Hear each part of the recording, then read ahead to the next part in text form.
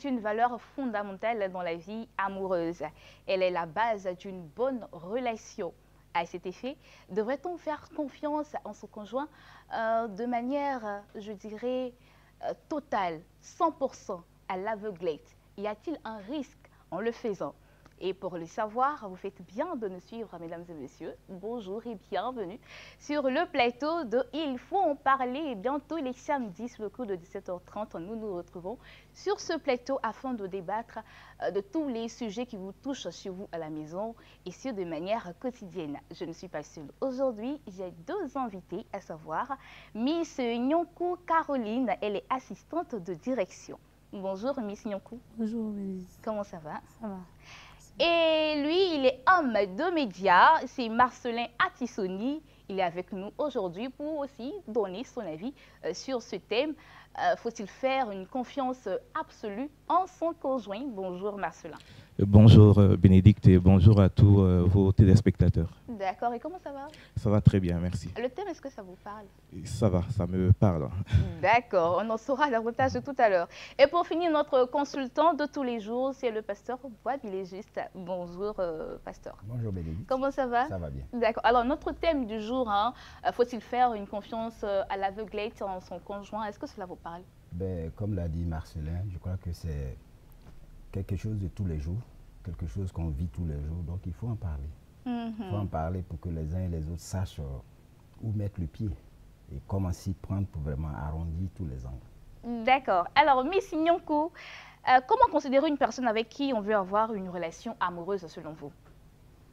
Bon, selon moi, nous devons considérer la personne comme nous-mêmes, c'est-à-dire avoir confiance en la personne, ne pas se poser trop de questions. Donc, dès l'entame de la relation, c'est 100% confiance ou c'est 50% confiance et 0% confiance? Bon, je dirais 50%. Et au fur et à mesure que les choses avancent, on peut atteindre 100%. Mais ça peut aussi diminuer, hein?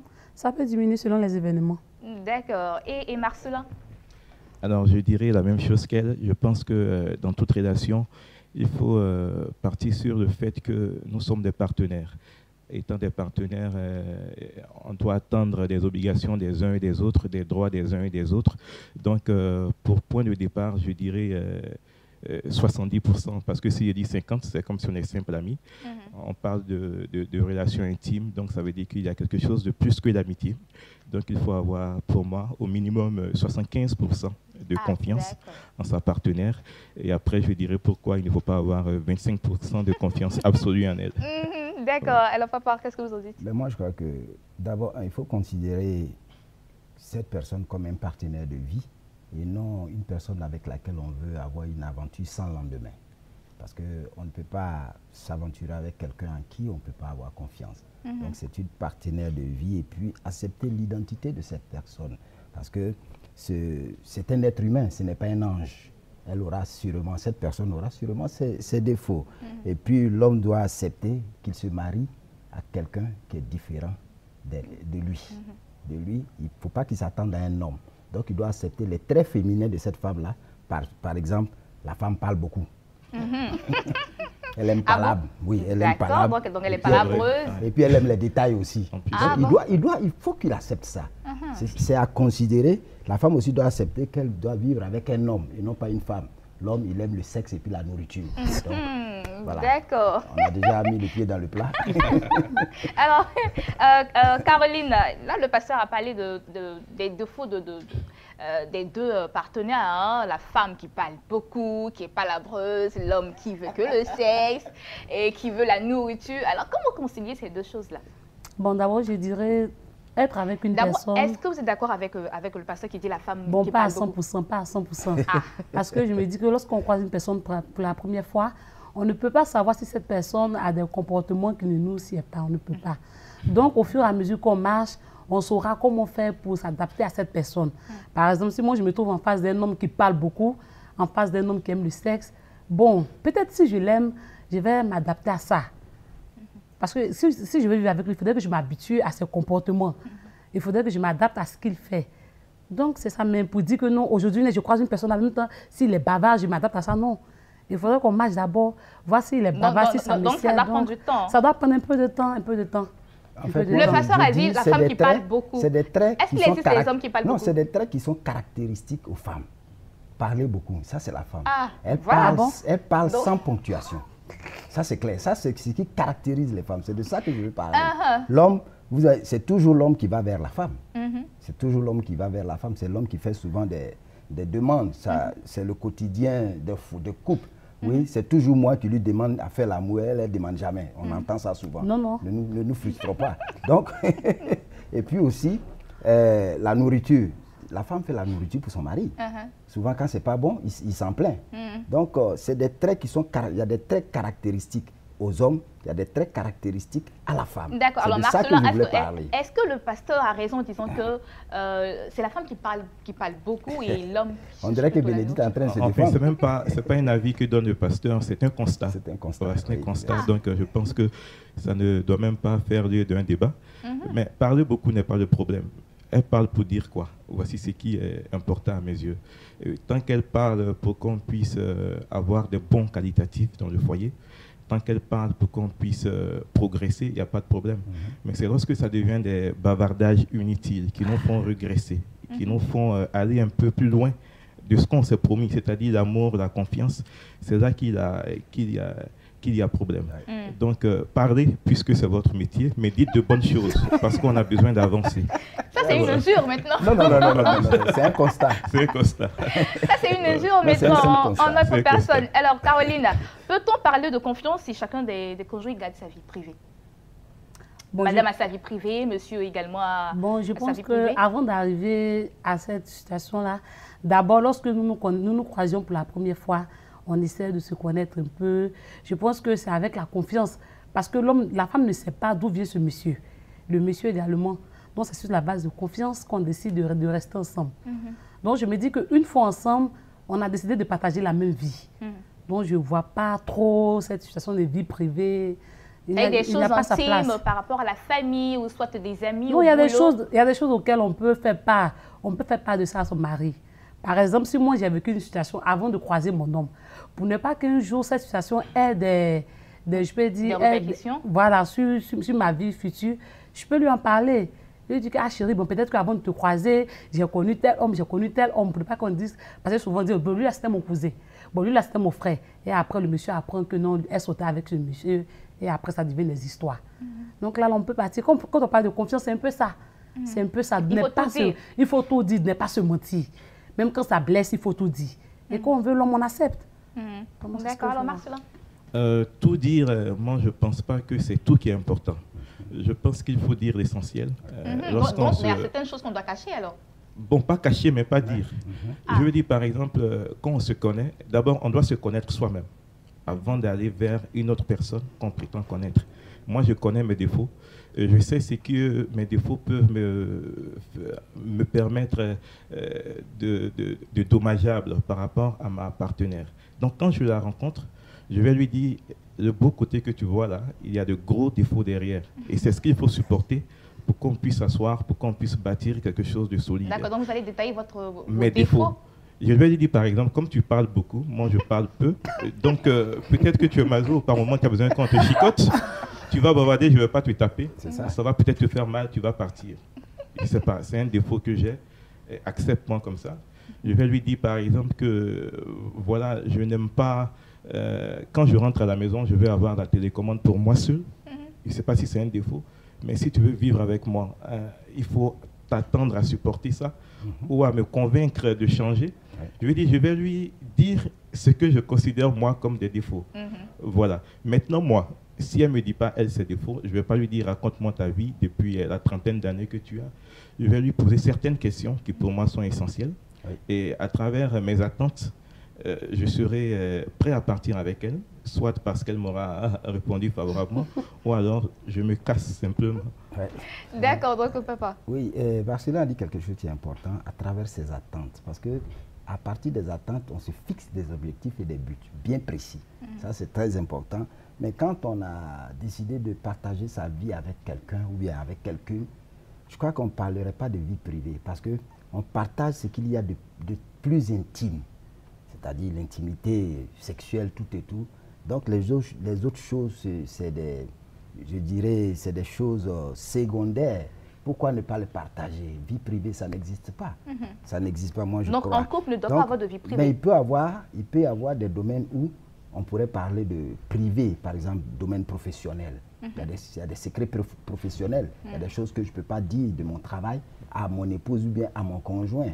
Même s'il m'y oblige, bon, je suis tenu par le secret, je ne peux pas ouvrir la chose. Ça, c'est possible. Mais concernant la vie à deux, il n'y a pas de vie privée. Parce qu'aujourd'hui, on entend souvent les gens dire « Ah, il faut faire un petit compte à côté. » Par exemple, les hommes de maintenant, voilà, il faut avoir... Ça, c'est pas bien à dire. Ah, donc c'est pas bien que la femme fasse un petit compte à côté. Hein. Pourquoi elle va faire un petit compte? On dit communauté de biens. Pourquoi avoir un petit compte à côté? Pourquoi? Ouais, il faut avoir pour confident ses parents. Tu as quitté père et mère. Ton confident, c'est ton époux. Ta confidente, c'est ton épouse. Tu n'as pas à avoir d'autres confidents dehors. Voilà, je crois que ce genre de choses-là effritent un peu les relations, comme il a dit, et puis détruisent, disons, la confiance. Voilà, parce que s'ils découvrent ça, et puis tout à l'heure, elle a parlé de... Je suis d'accord David et Marcelin, parce que est-il nécessaire de parler de son passé forcément à son conjoint ou bien à sa conjointe? Non, mais elle l'a dit pour ne pas cacher quoi que ce soit à son homme. J'ai rien à cacher parce que chacun de nous a un passé, n'est-ce pas? Chacun de nous a un passé, donc je ne me plaindrai pas du passé de celui qui est en face de moi. Je ne chercherai même pas à savoir. Parce qu'il y a des gens qui ne supporteront pas. Quand tu vas lui dire, après ça va devenir sujet à injure. Voilà, je comprends pourquoi tu es comme ça. Alors, Caroline, une fois la relation entamée avec son conjoint, comment fixer les bases? Est-ce qu'il faut donner des ultimatums? Est-ce qu'il faut dire, comme il a dit, hein, moi j'ai mes défauts, j'ai mes qualités. Est-ce qu'il faut dire que si tu fais ça, ça va donner tel résultat? Donc, ça devient une sorte de garant qu'on donne. Bon, je dirais, comme il a signifié plutôt, quand tu veux épouser un homme ou une femme, tu l'épouses avec ses défauts. C'est-à-dire que tu aimes la femme, tu aimes l'homme, tu fermes l'œil sur tout ce qui ne te plaît pas. Mais de là à dire que non, parce que bon, j'aime mon mari, je dois fermer l'œil sur tout, non. Souvent, le pasteur a parlé de pourquoi dire tout à ma femme, pourquoi le côté professionnel. Si le mari, tu es voleur, un exemple, que ta femme ne sait pas ce que tu fais. Un bon matin, on vient prendre la menotte, madame, votre mari a été arrêté. Elle fait comment? Alors que si aux parents me disaient que mon chéri, je suis un voleur, ben, comme vous les femmes, vous aimez le luxe, on va voler ensemble pour avancer. Elle aurait dû accepter ça comme ça, puisque c'est la confiance. On parle de confiance. Donc là, moi, je me dis qu'un homme que moi, je dois épouser, ou bien un homme qui voudrait m'épouser, doit partir d'abord de la confiance. Et puis la confiance, c'est quoi? C'est la communication. On se dit, c'est pourquoi moi, je dis, on doit tout se dire. Même le pasteur assis là doit me dire combien il gagne au travail. Ah! Marcelin assis là doit me dire combien de gombo il fait par semaine. C'est là que tout va se Tout ça là, c'est la communication. Ah oui, ah oui. Tout ça là, c'est ce qu'on appelle la communication. Okay. D'accord. Donc, c'est que aussi Caroline gagne au travail, elle doit le dire. Je dois dire ça à Marcelin. Ah. Mais comme moi, étant une femme, je ne peux pas tout lui dire. Donc, je dis, ben, chérie, moi, je t'aide. Parce que c'est que je gagne, je prends ça pour t'aider. Ah, d'accord. Donc, parce que c'est l'homme qui marie. Ah, d'accord. Donc, la femme, elle doit garder. Elle doit garder un peu parce que les parents sont là aussi. D'accord. Marcelin. Ça, c'est une bonne chose. Alors, elle a tout dit. Hein. C'est la femme, voilà, dans toute sa splendeur. Ah oui, ah oui. Qui vient de parler. Mais moi, je pense que ça ne gêne pas hein, de dire certaines choses à sa femme, dire son salaire. Mais dire son salaire, ça part aussi de la confiance, parce qu'on parle de confiance. Lorsqu'il y a une femme qui est dépensière en face, lorsqu'il y a une femme qui ne sait pas faire la différence entre ce qui est utile et puis ce qui est agréable, pourquoi lui dire que je gagne 1 million par mois? Alors que, sachant qu'elle va réclamer en premier des mèches humaines, elle ne va même pas réclamer, je veux dire, une assurance, mettons ça de côté pour bâtir une maison demain. Donc, dire le salaire n'est pas de problème. Mais est-ce que vous méritez qu'on vous dise combien on gagne? Est-ce que vous nous aidez est-ce que vous êtes des partenaires pour nous? Je veux dire, non, mais comme elle a dit tout à l'heure qu'elle va aussi s'aménager à épauler son homme dans les tâches. Ça c'est parce qu'on est à la télé peut-être, mais en général, est-ce que les femmes sont là pour épauler leur mari? Donc il n'existe pas quand de il s'agit des charges, non, je n'ai pas dit ça. Ah, d'accord. Voilà. Quand il s'agit des charges, on se rappelle qu'il y a un chef de famille, qui est l'homme. Et lorsqu'il s'agit de dépenser, je veux dire, quand il s'agit d'avoir l'égalité dans les droits, on est émancipé, on a le même droit maintenant, nous sommes vos côtes, pas vos serpillères. Je veux dire, il faut qu'on soit d'accord dès le départ. Nous sommes des partenaires, j'en vois un peu. Tu en vois un peu. Mais elle a dit, elle a signifié, elle envoie un peu à son mari. Oui, mais dans les faits, il faut que ce soit un peu plus... Non, mais je ne pense pas qu'elle ait dit comme ça dans le vent. Enfin, je lui donne l'attitude... enfin, je lui accorde le bénéfice du doute, mais son mari la regarde certainement qu'il doit hocher la tête. Moi, je crois qu'ils ont tout dit. Ce n'est pas des ultimatums qu'on va donner. Il faut se fixer des bases dans le respect, dans la transparence et dans la confiance, comme on le dit. Et je saisis au bon ce qu'il a dit, les attentes. C'est-à-dire, dans nos attentes, il faut parler de ces attentes l'un à l'autre afin de pouvoir arrondir tout. Parce que si je sais ce que tu attends de moi, je saurai quoi faire pour satisfaire ces attentes-là. Donc, ils ont parlé aussi de communication et puis être conscient que nous sommes différents. On n'a pas les mêmes attentes. Tu ne peux pas vouloir m'imposer quelque chose que toi, tu aimes. Toi, en tant que femme, tu as des attentes. Comme Marcelin l'a dit, bon, tu aimes les bijoux somptueux, tu veux porter le babagida, alors que quand on fait le point de la journée, du mois, sur un salaire de 300 000 francs, il ne reste que 30 000 francs en compte, alors que le babagida coûte 60 000 francs. Si tu es une femme consciente, si tu sais ce que tu veux, ou alors tu es un homme, bon, vice-versa, tu ne me demanderas pas un pain qui coûte 60 000 francs alors qu'il reste 30 000 francs d'économie. Donc, il faut être réaliste, en fait, dans ça. Pas d'ultimatum, il faut être réaliste. Et puis, savoir ce qu'on veut quand même. Se fixer des objectifs et des buts précis. D'accord. Pas d'ultimatum. Pas d'ultimatum, mais bien, Caroline, faut-il partager les doutes et les inquiétudes avec son partenaire au risque d'être pris pour une maniaque? C'est-à-dire, voilà, Marcelin a son salaire et Marcelin n'arrive pas à me satisfaire, bien qu'il ait un salaire d'1 million, comme il l'a dit. Hein. Je veux un bijou qui coûte peut-être 60 000 francs avec le salaire d'1 million. Marcelin refuse de m'offrir ce bijou. Est-ce que je dois faire asseoir Marcelin pour lui parler de mes inquiétudes, de mes doutes? Bien sûr, parce que bon, Marcelin, c'est mon mari. C'est mon mari, si Marcelin touche 1 million et qu'il n'arrive pas à me faire plaisir sur un bijou de 30 000 francs, c'est qu'il y a problème. Ah ouais. Donc en ce moment, moi, je le fais asseoir, mes chéris. Mes chéris, qu'est-ce qui se passe? Il va me dire, bon chéri, tu vois, c'est vrai que je gagne 1 million, mais il faut investir, les enfants sont là, il faut préparer l'avenir des enfants. Il doit m'amener à comprendre. Voilà.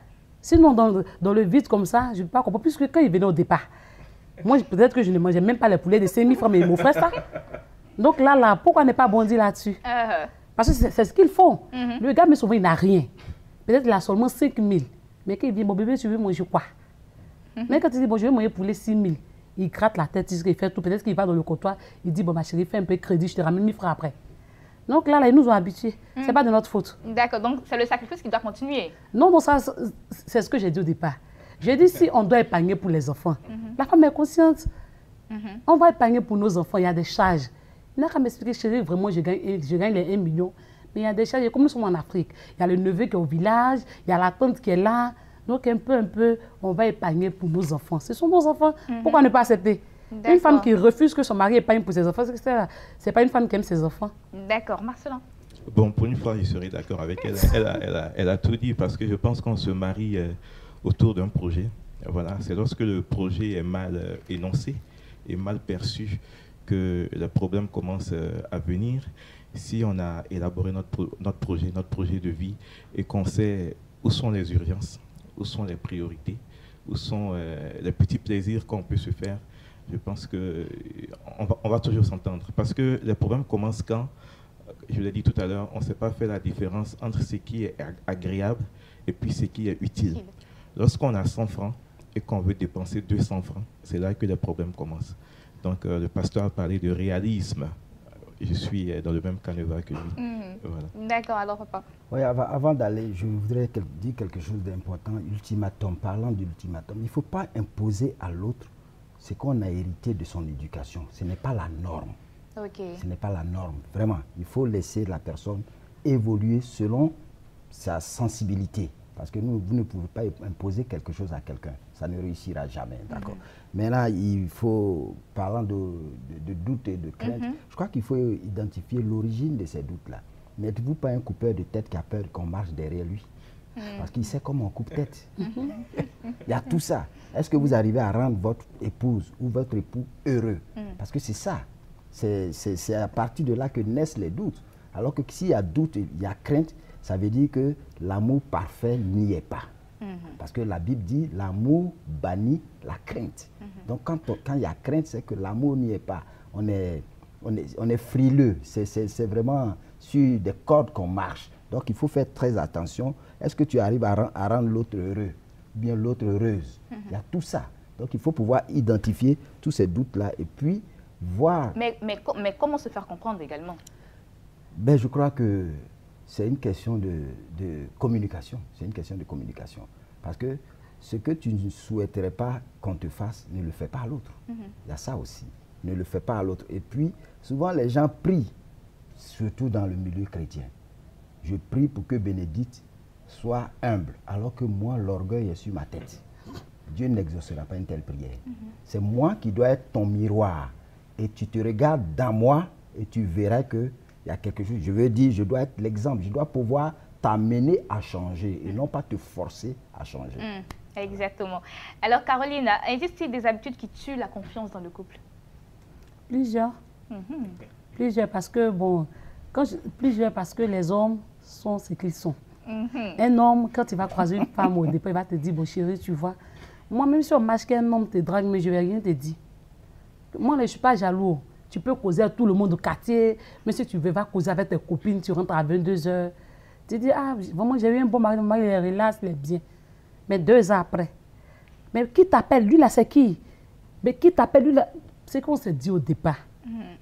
On s'est dit qu'au départ, on s'est dit que bon, tu ne dois pas te mêler, bon, tu ne dois pas fouiller dans le téléphone de ta femme, ni de ton mari. Ah, donc, mais non, au fur et à mesure... Caroline me rejoint sur le fait que chacun des conjoints doit avoir sa vie privée. Non, quand je parle de vie privée, c'est pas vie... Bon, quand on parle de téléphone portable, les hommes, le portable, c'est individuel. D'accord. Chacun a son numéro. Mais quand arrive le moment où le téléphone a sonné, il n'y a plus de réseau, il y a problème. Bien sûr. Non, chacun a son portable. Et moi, étant une femme mariée, je ne peux pas permettre des choses à des heures où peut-être nous sommes à table, on cause bien, maintenant le téléphone sonne. Et souvent, quand c'est un homme, on a tous les problèmes. Là, on cherche, bon, il y a problème de réseau ici. Bon, l'enfant, là, pourquoi il pleure même? Lui aussi, quand on va l'appeler, qu'il saura que c'est une de ses copines, là, il va dire, oh, mais le téléphone, là, ça sonne à tout moment. Le travail ne finit jamais. Donc, quand c'est comme ça, il y a un peu de... chacun doit savoir sa place. D'accord. Donc, les habitudes à ne pas avoir pour que la confiance disparaisse dans le couple, c'est quoi? Bon, je pense qu'il faut se dire la vérité. Même quand ça blesse? Oui, il faut se dire la vérité. Il faut se dire la vérité. Le plus souvent, pour se débarrasser, mais ma chérie, tu vois le gars qui est à côté, là, il me drague. Hein. Pour toi, même tu sais que quand il a acheté un poulet pour toi, tu as mangé. Donc, pour se débarrasser, pour ne pas que le monsieur ait des doutes là, il faut lui dire ça en même temps. Donc, tu lui dis que le gars, il a acheté un poulet, j'ai mangé. Oui. Que moi, je ne voulais pas, mais il m'a forcé, j'ai mangé quand même. Mais moi, je crois que ce n'est pas tous les hommes qui vont accepter ce fait-là. Non, il ne va pas accepter, mais il faudrait que je lui dise. Pourquoi accepter d'abord un son poulet? Qu'est-ce qui motive cette action? C'est ça, c'est le début du processus. Voilà, c'est le début du processus. Mais c'est un cadeau. On ne refuse jamais de cadeaux. Et puis c'est manquer de respect à son mari que de manger d'un poulet. Moi, je ne peux pas t'acheter un poulet. Tu es en train de dire qu'il peut pas avoir. On te fait d'abord des suggestions. Non, c'est une suggestion, c'est pour t'attirer. C'est ça. Après, maintenant, tu prends goût. Marcelin, alors, qu'est-ce que vous pensez de ça? Bon, c'est ce qu'on était en train de dire.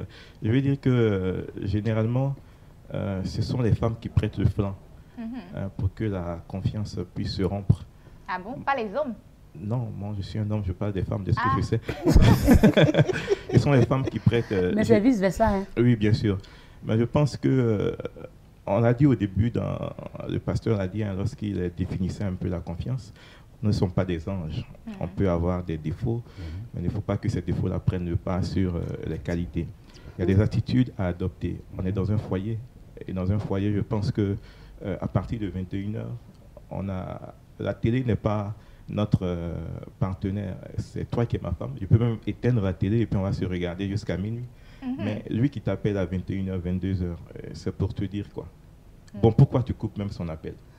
Ah, mais décroche. Peut-être, ce n'est pas Non. Pour ne pas te déranger, puisque nous sommes ensemble. Mais pour ne pas me déranger, décroche, dis-lui bonjour, je suis avec mon époux. Il est 21h en principe. Vous êtes censé savoir qu'on ne doit pas appeler quelqu'un qui est marié à cette heure-là. Ça met plus l'époux en confiance, je pense, quand tu dis ça. Mais tu sais pourquoi tu ne veux pas décrocher l'appel en réalité? C'est parce que c'est suspect. Ah bon? Oui, lui qui appelle, est-ce qu'elle pourra maintenir la causerie qu'il va entamer? Parce que la causerie sera lourde. Vraiment, tu sais. Voilà. Donc, c'est l'une des attitudes à ne pas avoir lorsqu'on est en couple. Le téléphone, très souvent, on l'utilise très mal. Il devient pour nous un démon au lieu de tous les services qu'il était censé nous rendre. Et puis, aussi, la communication. L'un des éléments qui enlève la communication dans le foyer, je pense que c'est la télévision. On rentre, madame est en train de regarder Adoras, monsieur est fâché, Novelas, pardon, monsieur est fâché. Il veut avoir la télécommande pour regarder un match de football, elle aussi, elle sera fâchée. Donc, je pense que le juste milieu, c'est de se parler. Non, c'est d'avoir deux télévisions. Non, d'échanger. On ne va pas se soumettre à la loi des deux télévisions, c'est mieux. Une télé dans la chambre, une autre télé au salon. Concernant la communication, je suis très d'accord avec eux, mais il peut y avoir quand même des exceptions. Par exemple, quelqu'un qui a besoin, moi je suis pasteur, quelqu'un qui a besoin d'un conseil, qui est en détresse, je pourrais recevoir un coup de fil à 21h, 22h. Non, là, ça ne pose pas de problème. Non, c'est pourquoi je dis, juste un médecin peut donner un conseil à ce médicament-là. Docteur, comment je le prends? Maintenant, si derrière ça, et voilà. La communication devient de plus en plus communicante, donc il faut vraiment... Il faut que ce soit l'exception. Voilà. Mais quand c'est la règle, il ne faudrait pas que ce soit la règle. Je suis d'accord avec Marcelin quand il a parlé de la communication, la bonne communication. Il faut bien communiquer. Parce qu'il faut le faire dans la transparence, dans la vérité. La Bible dit que chacun de nous parle à son prochain selon la vérité. Parce que tu prends et puis tu dis, allô, oui, non, oui, oui. Toi, moi aussi. Bon, il y a quoi derrière? C'est des oui, non. Mais c'est pas normal. Voilà, surtout qu'il n'est pas même bavardé en français. Et puis ça devient oui, non, oui, non. Bon, demain. Non, demain. Non, tout ça c'est... D'accord, ok. C'est suspect. La suite de ce débat, vous l'aurez samedi prochain, 17h30. Vous pouvez retrouver la rediffusion de cette émission sous le coup de 23h, toujours sur Béni TV, www.beni.tv. Tel est notre site internet. On met un point final pour ce jour, mais on se retrouve samedi prochain pour terminer ce débat. Au revoir.